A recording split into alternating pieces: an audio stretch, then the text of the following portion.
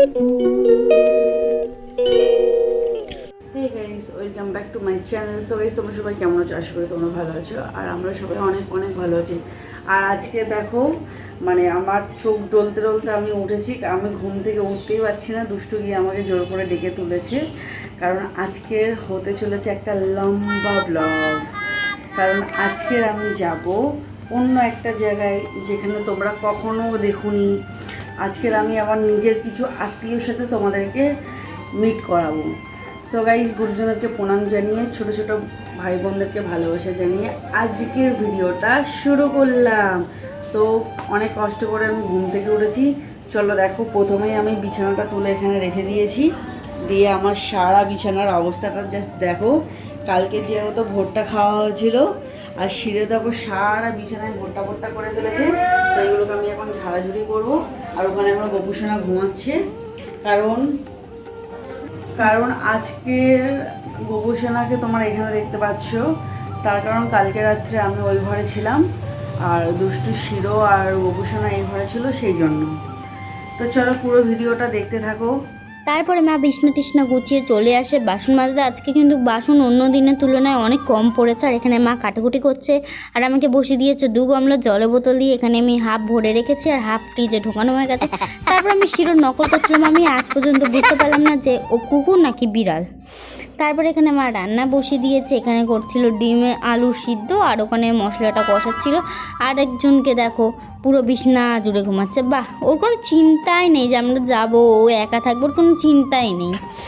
আর এখানে আমি গোপুর জন্য জামা কাপড়গুলো গুছিয়ে নিয়েছিলাম আর এখানে ওনাদেরকে খেতে দিয়ে দিয়েছি। পুজো দিয়ে আমরা বেরোবো। টয়লেট করছে, টয়লেট ঘর মুছতে গিয়ে টয়লেট করে ফেলেছে। শর্ট। আর তুমি সেই টয়লেটে ঘর মুছছো? হ্যাঁ। তারপরে কিন্তু তাড়াতাড়ি কোনোরকম পুজোটা সেরে আমরা খেতে বসে গেছি। এখানে হয়েছিল 5 মিশালি একটা তরকারি আর ডিম আলুর ঝাল হয়েছিল, যেটা কিনা বিশাল নুন হয়ে গেছিলো। সো গাইস, দেখতেই পাচ্ছ এখন আমি রেডি হয়ে গেছি, কিন্তু আমার মা এখনও রেডি হয়ে উঠতে পারিনি। এখন করছে নেল পলিশ। দেখাও।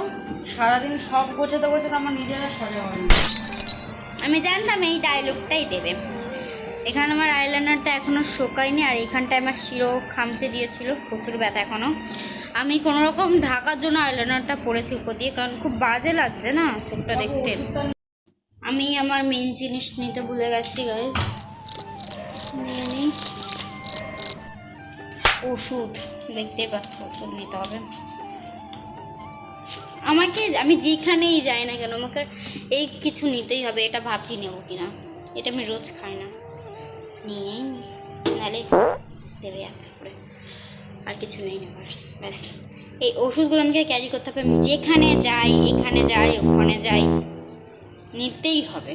তারপর দেখো আমরা চলে এসেছি গপুগুলোকে নিয়ে রেডি হয়ে। আর এখানে আমি জুতোটা বের করে নিচ্ছি। দেখো এত সাদা জুতো আমি নিয়ে গেছি, কিন্তু বাড়ি এসে পুরো কাদাতে ভর্তি করে, কারণ ওখানে বৃষ্টি হয়েছে, প্রচুর প্রচুর কাদা। আর এখানে আমি স্টেশনে বসিয়ে একটু গপুগুলোকে আইসক্রিম খাওয়াচ্ছিলাম, সাথে আমিও খেয়েছিলাম।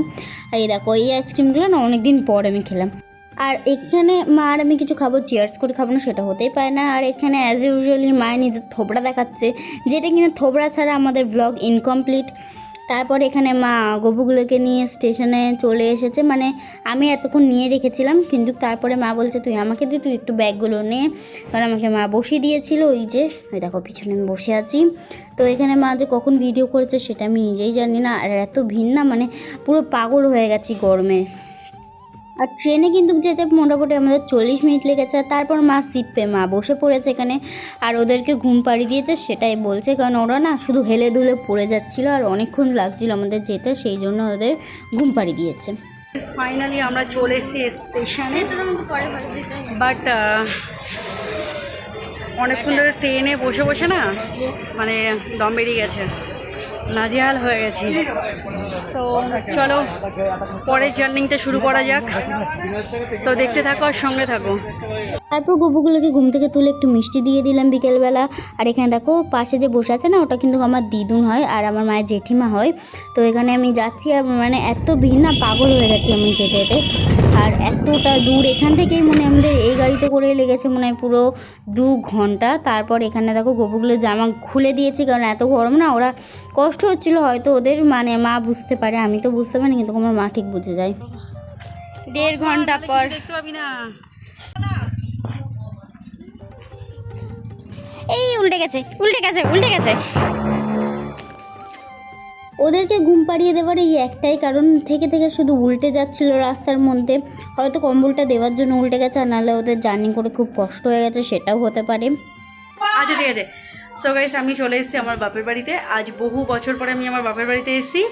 আর চলো তোমাদের সাথে দেখা করিয়ে দিই সবাইকে। এটা হচ্ছে আমার বড় বৌদি, এটা আমার বড় বৌদি। বৌদি কেমন আছো? আমার বৌদি লজ্জা পেয়ে গেছে, বৌদি আর সামনে আসবে না। এদিকে বাবা, এটা হচ্ছে আমার বড় বৌদির বড় মেয়ে, আমার বড়দার বড় মেয়ে। আর এটা হচ্ছে বড়দার ছোট মেয়ে।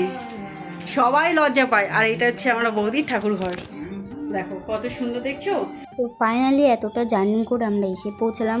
আর আমরা বেরিয়েছিলাম কিন্তু 2টোর সময়, আর এখানে এসে পৌঁছেছি 7:30। এবার তোমরাই বুঝে নাও যে কতটা দূরে।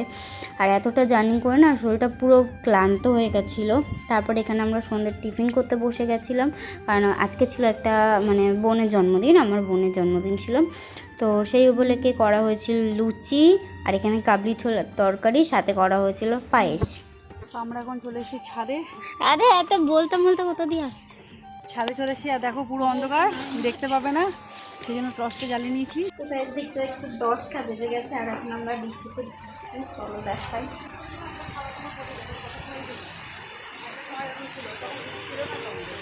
কি করছো, কি গল্প করছি, গল্প। বৃষ্টিতে দাঁড়িয়ে। যাই যাই বাবু, এখানে একটু সামনে দেখে আয়, আমার ফোন ভিজে যাবে।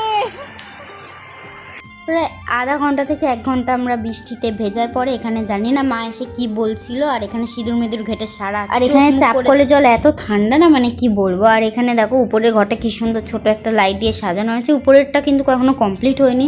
আর তারপরে গেছে মা গা ধুতে গল্প করে। আর এখানে আমরা চলে এসেছি রাতেরবেলা খেতে। এখানে ছিল চিকেন কষা আর ফ্রাইড রাইস, আর সন্ধ্যেবেলাটা তোমরা দেখেই নিয়েছো। সো গাইস, যদি আজকের ভিডিওটা ভালো লেগে থাকে তাহলে লাইক, কমেন্ট, শেয়ার আর সাবস্ক্রাইব করে দিও। আর আজকের ব্লগটা এই অবধি। আর আমাকে পাগলের মতো লাগছে, কারণ আমি চুলটা আছড়াতে মাথা আছড়াতে ভুলে গেছিলাম, স্নান করে পরে গল্প করে চলে এসেছি। তো যাই হোক, সাবস্ক্রাইব করে দিও। Bye bye, good night.